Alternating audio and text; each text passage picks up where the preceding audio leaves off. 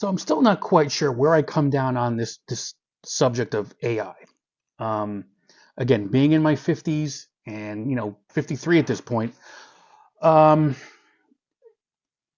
you don't want it to pass you by, but you're also not sure if it's something you really have an interest in, right? I think of AI and I'm thinking Arnold and the Terminator movies, right? That's kind of AI, the machines, right? Machine learning.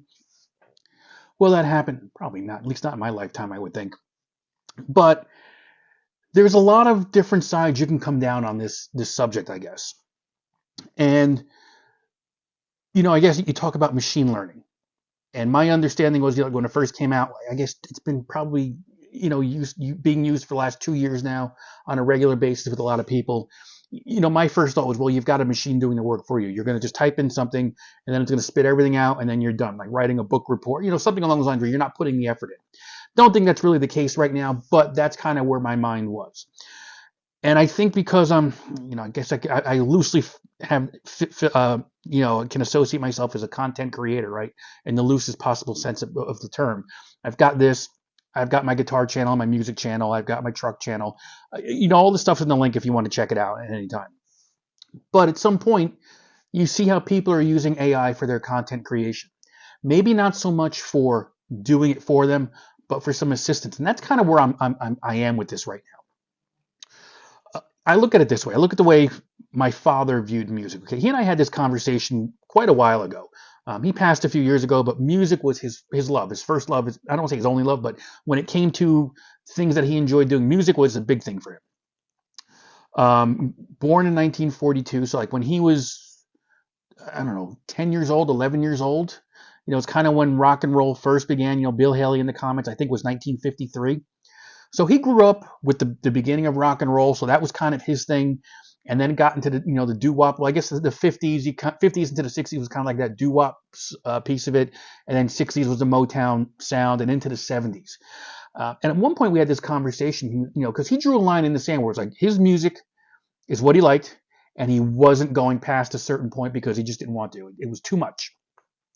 That line was sometime in the 70s, because we had talked about this, and he said, Rich, once that heavy metal came out, he referred to Led Zeppelin, right? To Zeppelin on that. He goes, I just didn't have an interest and I stopped. I can respect that, right? Because I'm kind of the same way with my music now. I get to a certain point and I like my music, and there's some stuff out there I like, but it's not really what I'm into. A couple bands, but nothing major. I'm more into the independent artists right now. There's a whole bunch of them that come across my feed on Facebook because I hit something, but it's some great music out there. But he drew the line in the sand around that time. He branched out once in a while, as an example. If you remember the movie Real Genius, I think Val Kilmer was in it.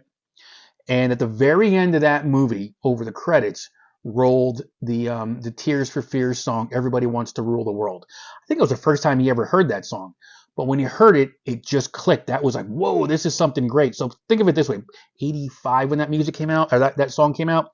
So somewhere around that time. It's on HBO. That's when, back when HBO, you had the cable boxes back then.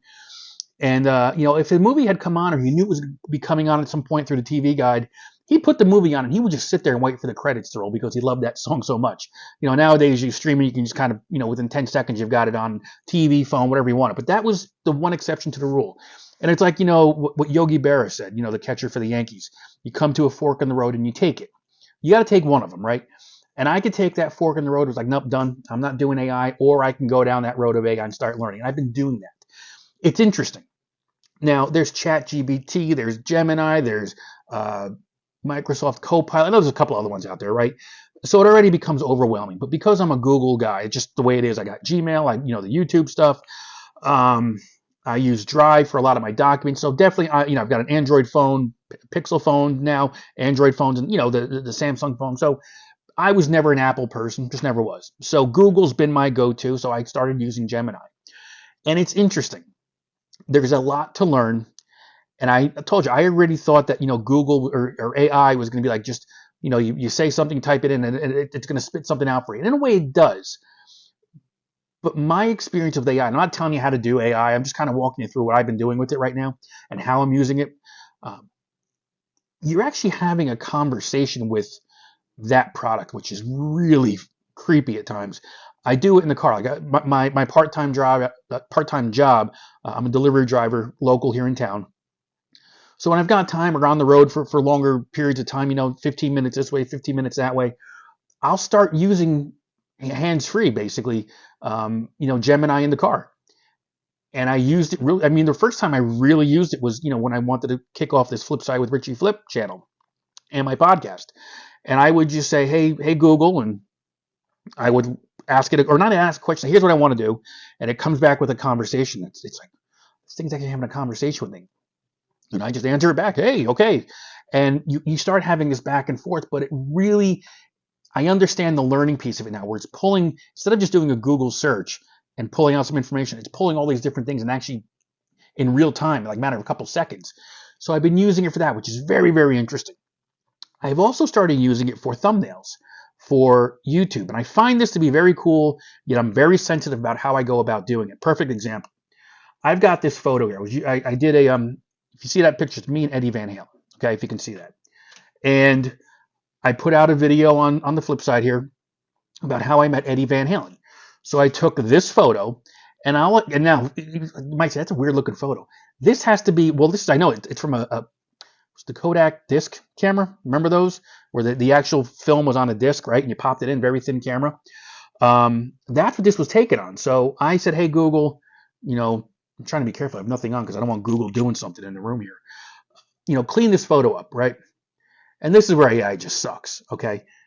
It cleaned it up. Number one, it took Eddie Van Halen and it changed him to like a different way he looked. It was him, but it changed this up, and then me was like completely different person. So in order, I guess Google thought, hey, I'm going to clean this up. Let's get rid of Richie. Thank you. So that's where I'm, and you got to say, no. And you start having this conversation and, line by line, note, take this out, do this, do that. So you have to be very careful with how you're doing it. I don't want it to create things where now it's a copyright issue. So I'm kind of taking my own stuff and I'm asking it to clean it up or put some font on it for the thumbnail. So I'm still trying to figure all of this out, right? And what works best and how to do it. It's fun. It's interesting. But it's just, there's a lot to unpack here. So I want to keep using it. I'm not going to stop using it, but I want to keep using it just to understand it better. I don't want to start going down these different paths. Okay, we'll try this product or that platform and do this. I kind of like Gemini. I'd rather just keep it that way and just learn from that. But, I can definitely see the benefits of it. Now, I've seen people talk about how they have written books using AI. I don't know how that works. Look, if you follow me, I wrote a book not too long ago, or at least published it not too long ago. I can't see myself publishing something where I just kind of fill out a few lines on something and then you've got a 150-page book like that. That's really odd to me. I don't know if I would even be proud of something like that personally, knowing how much time I put into the other book. I'm not saying it's a bad thing, just personal preference. But maybe if I look further into this, and I know AI will help you organize your thoughts and put things together. That's cool because I'm very unorganized at times. I can see myself using it for that. So I don't know. I'm at the very, very beginning stages here of using AI. I want to keep using it. I want to learn more about it. And I need to figure out how do I kind of just incorporate it into what I'm doing. Again, to organize. Here's an example. I even asked it 2 days ago as I was doing my job in the car. I go, hey, I've got the podcast, I've got this channel and some other things. I go, is it looked down upon if you make content and then put it in other places? Is that kind of like a way of cheating? And it comes back, no. I mean, a lot of creators are doing things for different platforms, different things, and different people are out there, so they actually encourage it. Okay, so I'll start doing that. And it makes sense. I can do one video like we're doing here, and I can put it on the podcast. I can put it, in this channel. So we'll see how this goes. It's all brand new. I get to a certain point on things where if I get confused or lost or frustrated, I shut down and I don't ever want to work on it again. I can see myself getting to that point with AI, but I don't want to. I want to just kind of keep working on this. That's kind of where I am right now. I've started it. I've been working on it. It's interesting, especially if you use, for me, I think the best part of it is the hands-free piece of it as I'm in the car and I'm just asking it questions as I'm, kind of doing what I need to do. Which I find, and even it knows I'm driving, strange. Like, hey, you're on the road. Did you want to do this or go over there? As you if you're asking about this, no, we're good, thank you. I feel bad. I feel like I'm insulting it at times. Hey, can I help you out with this? Did you want to find out? I was asking it something about putting either making my own French fries from scratch with potatoes, or finding the frozen ones in the grocery store, and it answers me and goes, "Hey, by the way, if you are in the mood for this, do you want us to map out something on your local way home?" No, please don't. And I feel bad saying no, like, and I say thank you to a machine. But that's where I am with this whole AI thing. So it's interesting. I'm going to see how this plays out. And I'll keep you updated. Again, 50 something. I don't know how many of us are using AI. I know the kids are using it, but it's like I sometimes think of AI as like, when you were in math class back in high school and you brought the calculator with you because you couldn't do multiplication. It wasn't quite doing you any justice, almost like cheating, right? Especially if you weren't allowed to bring in a calculator. So sometimes I see AI as cheating, but as you kind of break it down and look at it from different perspectives and how you do it, it's good for brainstorming. It's good for organization. And I think that's kind of what I want to concentrate more on as far as organizing. Like today on Sunday, Father's Day, right? I'm still doing what I got to do, but I'm trying to get more organized and do it in batches and not piecemeal, basically. So we're going to see how this goes. I'll catch up with you again at some point and see how this is going with the AI. I'm not totally against it right now. I'm just learning more and more about it, but we'll see how it goes. It's fun, and it's interesting to find out what you can do with it, but I'm still nowhere near at the level other people are as far as how they use it, day to day and work. So we'll see.